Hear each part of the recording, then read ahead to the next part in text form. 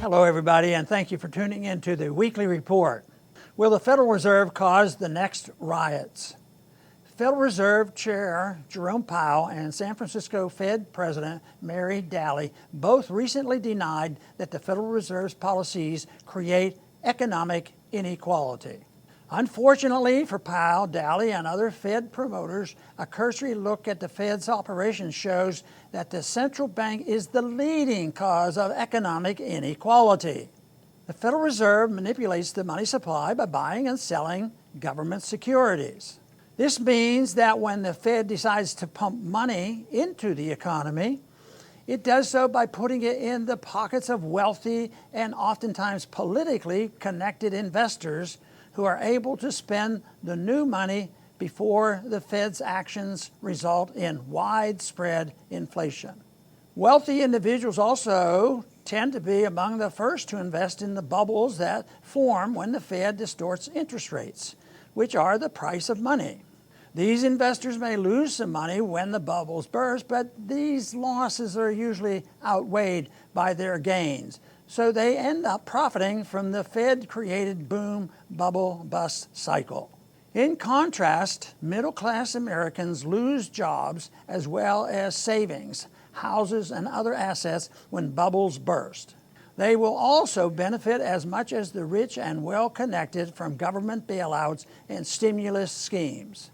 Middle and working class Americans also suffer from a steady erosion of their standard of living because of the Fed's devaluation of the currency.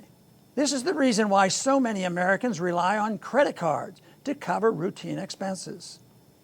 The Federal Reserve is thus the reason why total U.S. credit card debt is almost $1 trillion. Big spending politicians are also beneficiaries of the fiat money system. The Fed's purchases of the U.S. debt enables Congress to massively increase welfare and warfare spending without increasing taxes to politically unacceptable levels.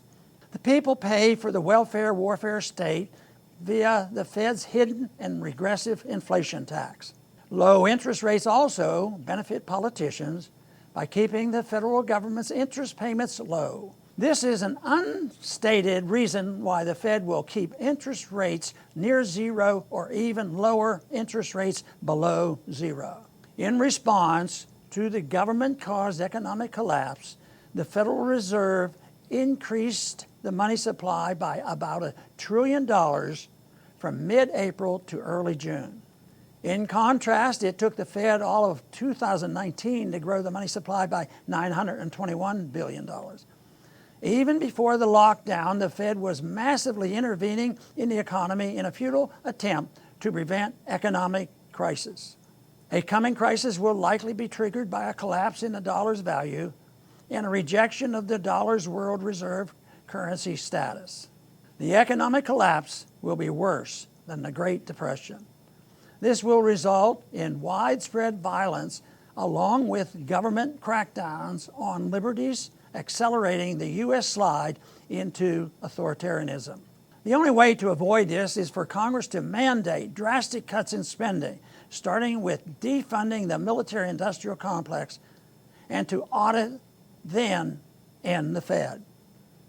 Thanks for listening.